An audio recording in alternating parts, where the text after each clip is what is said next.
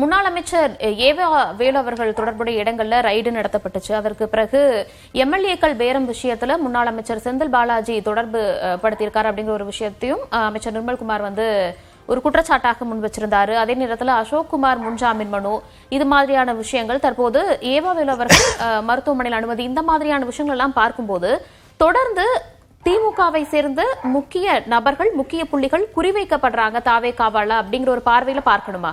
ஆமா, நிச்சயமா குறிதான் வைக்கப்படுகிறாரு. நீங்க அவங்களுக்கு ரெண்டு லாபம், அதுதான் நான் சொன்னேன். ஒன்று, திமுகவை அவர்கள் எதிர்க்க ரெண்டு ஆயுதத்தை பயன்படுத்துறாங்க. ஒன்று, திமுகவை எதிர்ப்பது என்கிற ஆயுதம். அதுக்கு பின்னாடி இன்னொன்னு சொல்றாங்க, தேர்தல் முடிவுகளுக்கு பின்பு திமுகவோடு சேர்ந்த அதிமுக ஆட்சி அமைக்க முயற்சித்தது அப்படின்னு சொல்றதன் மூலமா அதிமுகவில் இருக்கிறவங்களை ஈர்க்கிறாங்க. அது அவர்களுக்கு லாபம், பெரிய லாபம். வர்றவங்க சாதாரண நபர்கள் இல்ல. இவ்வளவு பெரிய விஜயனுக்கு மத்தியில கிட்டத்தட்ட விராலிமலை விஜயபாஸ்கர் 62,000 வாக்கு வித்தியாசத்துல ஜெயிச்சவர். கரூர்ல அவ்வளவு பெரிய கரூர் சம்பவத்துக்கு பின்பு அங்க அண்ணா திராவிட முன்னேற்ற கழகம் ஜெயிச்சிருக்கு. இப்படிப்பட்டவர்கள் வர்றது ஒரு லாபம். இன்னொன்று, திமுகவிலிருந்து யாரும் வரமாட்டாங்க. அப்ப திமுகவில் இருப்பவர்களை கிட்டத்தட்ட ஒரு வகையான வழக்கு நடவடிக்கைகளுக்குள் சிக்க வைப்பதன் மூலமா எதிர்கட்சிகளை ஒரு செயல்பட முடியாமல் ஒரு அடக்குவது அப்படிங்கக்கூடிய புள்ளியும் அவர்கள் நகர்றாங்க. சோ அப்ப திமுகவை வீரியமா எதிர்க்கிறாங்க என்பதை கிட்டத்தட்ட ப்ரொஜெக்ட் பண்ணிட்டே இருக்கிறதன் மூலமா அதிமுகவில் இருக்கிற பெரும்பகுதி பேரை ஈர்க்க முடியும். இன்னும் சில பேர் இந்த வழக்கு நடவடிக்கைகள் அல்லது திமுகவில் தொடர்ச்சியாக புறக்கணிப்புக்குள்ளானவர்கள், இவர்களை ஈர்ப்பதற்கான முன்னெடுப்பாகவும் இதை தாவேகா செய்யறாங்க. பட் எதுவா இருந்தாலும் அது தூய சக்திங்கிற விமர்சனத்துக்கு இனிமேல் அது ஒரு கலப்பட சக்தியா மாறிடுமோங்கிற ஒரு அச்சம் தான் வருகிறது. ஏன்னா தூய சக்தி இப்ப 108 சீட்டு உங்களுக்கு ஜெயித்தவர்கள் எல்லாருமே பாத்தீங்கன்னா சாதாரண ரசிகர் மன்றத்துல வந்தவங்க. கடைசியாக ஒரு 45-50 பேரை தாண்டி மற்றவர்கள் எல்லாம் கிட்டத்தட்ட மாவட்ட செயலாளர்கள் சாதாரண ரசிகர் மன்றம், படங்கள்ல போஸ்ட் ஒட்டி, விஜய் படம் தோல்வி அடையும் போதும் கூட இருந்தவங்க. இன்னைக்கு வர்றவங்க எல்லாம் வெற்றி அடைந்த பின்பு வந்தவர்கள். நீங்க அதற்கு இப்போ நீங்க ஏற்கனவே விஜய் அவர்கள் திரட்டி இருந்த படை என்பது கில்லி படம் வெற்றி பெற்றது. கடைசியா அதுக்கு முன்பு ஒரு 4-5 படம் ஓடல. அப்ப கில்லி படம் வெற்றி அடைந்தோடனே எங்க ஊர்ல எல்லாம் ஒரு சாதாரண ரசிகர் போஸ்ட் ஒட்டியிருந்தார். ஓடாது என ஓலமிட்ட ஓனாய்க்கெல்லாம் தளபதியின் சாட்டை அடி இந்த கில்லின்னு ஒட்டியிருந்தார். கிட்டத்தட்ட நான் எதுக்கு சொல்ல வரேன்னா, அப்ப எத்தனை படம் ஓடாட்டாலும் கூட இருந்த ரசிகர்கள் அவங்க. ஆனா இன்னைக்கு இவர் ஜெயிக்கிற குதிரை அல்லது ஜெயிச்ச குதிரைன்னு தெரிந்த பிறகு வருபவர்கள். அவர்களுக்காக இந்த தூய சக்தி இமேஜையும் தாவேகா இழக்கிறது. அப்ப தமிழக அரசியல்ல குதிரைங்கிற வேர்டை நம்ம நீக்கவே முடியாது போல. நிச்சயமா நீங்க அதுக்கு என்னதான் குதிரை பேரம் சொன்னாலும் கூட ஜெயிக்கிற குதிரையா தோக்குற குதிரையா, சினிமாவுக்கு அது பொருந்தும். விஜய் சினிமாவில் ஜெயிக்கிற குதிரையாக இருந்தவர் இப்பொழுது அரசியலில் ஜெயித்த குதிரையாக இருக்கிறார். அந்த குதிரையினுடைய கண்ணியத்தை காக்க வேண்டிய பொறுப்பு அவருக்கு தான் இருக்கு. முதல்ல நம்ம தொடர்ந்து பேசலாம். இந்த எலெக்ஷன் முடிவுகள் எல்லாமே வந்ததற்கு பிறகு பரவலாக ஒரு கருத்து பேசப்பட்டுச்சு. தேர்தல் பிரச்சார சமயத்தின் போது தாவேகா தொடர்ந்து தனது எதிரியாக திமுகவை பிக்ஸ் பண்ணிட்டு அதற்கான பிரச்சாரத்தை எல்லாம் செஞ்சுட்டு இருந்தாங்க. திமுகவை பொறுத்த வரைக்கும் தாவேகாவை அந்த அளவுக்கு எதிர்க்கலையோ, அதுவும் ஒரு முக்கியமான காரணம் அப்படிங்கிற ஒரு பரவலான விமர்சனம் வைக்கப்பட்டதை பார்க்க முடிஞ்சது. தற்போது ஆட்சிக்கு வந்ததற்கு பிறகு தாவேகா கடுமையான உடனடி நடவடிக்கைகளை திமுக மீது வைக்கும்போது தற்போது திமுக அதை எப்படி பார்க்கறாங்க, எப்படி கையாள போறாங்க? திமுக அதை எதிர்கொள்ளாங்க. இது அவங்களுக்கு இதோட மிகப்பெரிய மிசாவை எதிர்கொண்டவர்கள். மிசால நீங்க வெளியிலே வர முடியாது. தலைமறை வாழ்க்கை, உங்க பேரே என்ன செய்ய முடியாது. நீங்க காணாமல் போனவர்கள் யார் கைது செய்யப்பட்டிருக்காங்க இன்னைக்கு உங்களுக்கு தெரியும். இன்னைக்கு அனிதா ராதாகிருஷ்ணன் கைது செய்யப்பட்டிருக்காருன்னு உங்களுக்கு தெரியும், அன்னைக்கு தெரியாது. அப்ப யார் கைது செய்யப்பட்டிருக்காருன்னு எப்படி கண்டுபிடிக்கிறது? முரசொலியில எழுதுவார் கலைஞர், இன்று அண்ணா நினைவிடத்திற்கு அஞ்சலி செலுத்த வராதவர்களின் பெயர்கள்னு ஒரு பட்டியல் வரும். வராதவர்களின் பெயர்கள்னு பட்டியலில் இருந்துச்சுன்னா அவங்கெல்லாம் கைதா இருக்கிறாங்க, மிஸ்ஸா இருக்கிறாங்கன்னா கைதா இருக்கிறாங்கன்னு அர்த்தம்.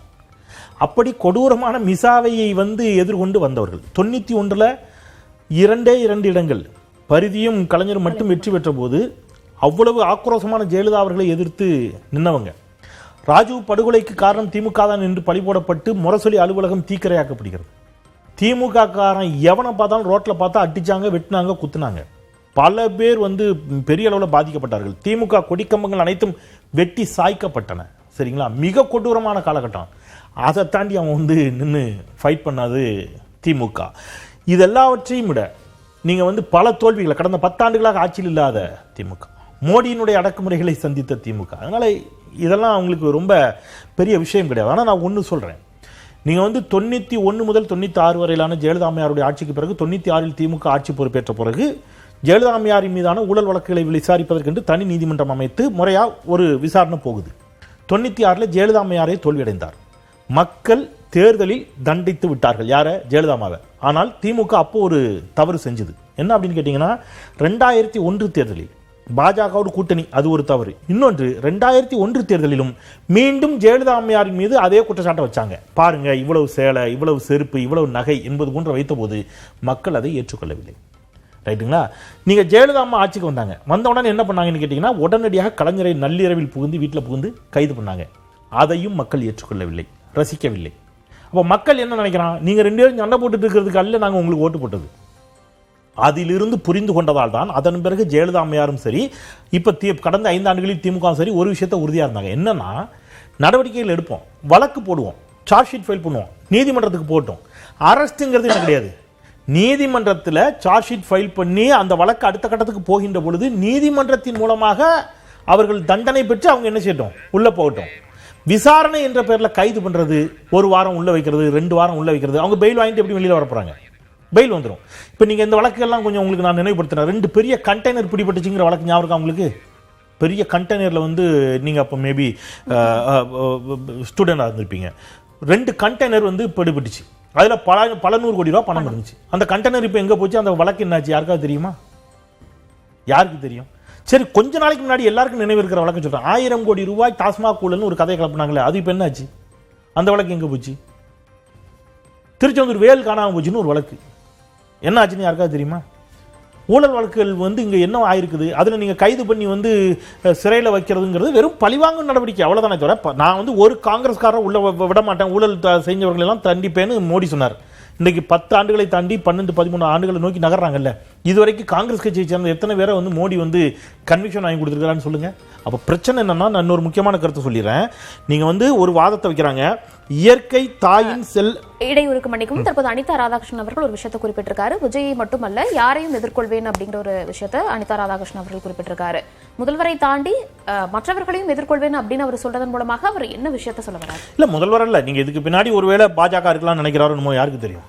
யார் வந்தாலும் நீங்க எந்த ரூபத்தில் வந்தாலும் எதிர்கொள்வேங்கிறார். நாம் பேச வர்றது அறிவார்ந்த இந்த அவையில் நாட்டு மக்களுக்கு தெரிந்து கொள்ள வேண்டிய விஷயமா நான் திருப்பி சொல்றது, ஒரு நாளைக்கு முன்னாடி ஒரு மிகப்பெரிய பிரச்சனை வந்திருக்குது. கன்னியாகுமரியில அணுக்கனிம சுரங்கத்துக்கு அனுமதி கொடுத்து அரசாணை வெளியிடப்பட்டிருக்கு.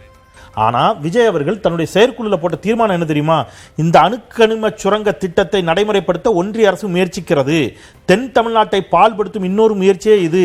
எங்கள் மண்ணையும் மக்களையும் பால்படுத்தும் இது போன்ற அபாயம் நிறைந்த நச்சு திட்டங்களை உடனடியாக கைவிட வேண்டும். நாங்கள் இதை ஏற்றுக்கொள்ளவே மாட்டோம்னு செயற்குழுல தீர்மானம் போட்ட தாவேகா ஆட்சிக்கு வந்தவுடன் அனுமதி கொடுக்கிறது. ஒன்றிய அரசுக்கு அடிபணிந்து விட்டது தாவேகா. இதெல்லாம் பேசுபொருள் ஆகணும். இது பேசுபொருள் ஆகாம இருக்கிறதுக்கு தினசரி திமுகவை நோக்கி ஏதேனும் ஒரு பேசுபொருளை ஒரு பெரிய கோட்டை விஜயும் தாவேகாவும் போட்டுக்கொண்டே இருக்கிறார்கள்.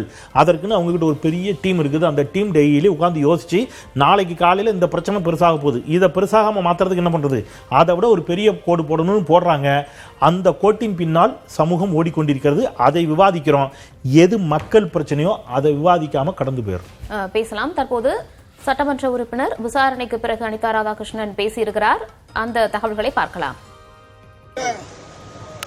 என்ன வந்து காவல்துறை அதிகாரிகள் வந்து மேல இருந்து சொல்லி நீ உடனே எம்எல்ஏ பதவி ராஜினாமா பண்ணிட்டு தாவாக்கல சேருன்னு சொல்லி என்னை கட்டாயப்படுத்துறாங்க. நான் முடியாது. நாங்க வந்து எப்பவும் எங்களுடைய தலைவர் மரியாதைக்குரிய அண்ணன் தளபதி மு.க. ஸ்டாலின் என்ன நினைக்கின்றாரோ அதை தான் செய்வோம். எவனாலும் தொட்டு பார்க்க முடியாது. ஏன்னா நான் வந்து தவறு செய்யாதவன். இந்த தவறு செய்யாதவனை பொய் வழக்கு போட்டு அடக்கலாம் என்று நினைத்தால் ஒரு காலம் அடக்க முடியாது என்பதை வலுவாக நான் சொல்லிக்கொள்ள கடமைப்பட்டிருக்கின்றேன். என்ன வந்து காவல்துறை அதிகாரிகள் வந்து மேல இருந்து சொல்லி நீ உடனே எம்எல்ஏ பதவி ராஜினாமா பண்ணிட்டு தாவாக்கல சேருன்னு சொல்லி என்னை கட்டாயப்படுத்துறாங்க. நான் முடியாது. நாங்க வந்து எப்பவும் எங்களுடைய தலைவர் மரியாதைக்குரிய அண்ணன் தளபதி மு.க. ஸ்டாலின் என்ன நினைக்கின்றாரோ அதை தான் செய்வோம். எவனாலும் தொட்டு பார்க்க முடியாது. ஏன்னா நான் வந்து தவறு செய்யாதவன். இந்த தவறு செய்யாதவனை பொய் வழக்கு போட்டு அடக்கலாம் என்று நினைத்தால் ஒரு காலம் அடக்க முடியாது என்பதை வலுவாக நான் சொல்லிக்கொள்ள கடமைப்பட்டிருக்கின்றேன். விசாரணைக்கு பிறகு சட்டமன்ற உறுப்பினர் அனிதா ராதாகிருஷ்ணன் அவர்கள் பேசியிருந்தார். அந்த வீடியோவை தற்போது பார்த்திருந்தோம். சுவாமிநாதன் சார், பொய் வழக்கு போட்டு என்ன முடக்க நினைக்கிறாங்க, யாராலும் என்னை தடுக்க முடியாது, நடவடிக்கை தொடரும் அப்படிங்கிற மாதிரியான விஷயத்தை அனிதா ராதாகிருஷ்ணன் அவர்கள் சொல்லியிருக்காரு. உங்களுடைய கருத்து? நிச்சயமாக திராவிட முன்னேற்ற கழகத்தினுடைய சட்டமன்ற உறுப்பினர் என்கிற முறையில் அவர் இதை வந்து ரொம்ப வீரியமாகத்தான் எதிர்கொள்வார். அவர் கிட்டத்தட்ட அவர் வந்து 7வது முறையாக ஜெயித்தவர். அந்த தொகுதி மக்கள்கிட்டையும் பேரன்பை பெற்றவர். அவர் வந்து பெருவாரியாக அவர் திமுகவில் இருந்த போதும் ஜெயித்திருக்கிறார். கடந்த காலங்களில் அண்ணா திராவிட முன்னேற்ற கழகத்தின் சார்பிலும் 2 முறை ஜெயித்தவர். கிட்டத்தட்ட அவர் வந்து திருச்செந்தூர் மக்கள்கிட்ட அவரை வீழ்த்துவதற்கு இன்னொருவர் இல்லை. அது டிவிகேவோ அதிமுகவோ இன்றைக்கு யாராலையும் முடியாது என்பதை கலை யதார்த்தம். நான் அந்த திருச்செந்தூரை பார்த்த அனுபவத்துல அவர் வந்து இதை எப்படி வந்தாலும் நான் எதிர்கொள்வேன் என்று அவர் சொல்லியிருப்பது என்பது உள்ளபடி அவர் திமுக அவர் பின்னாடி இருக்கிறது ஒரு மாபெரும் இயக்கம் என்கிற நம்பிக்கையின் அடிப்படையில் அவர் அதை சொல்கிறார் அப்படின்னு தான்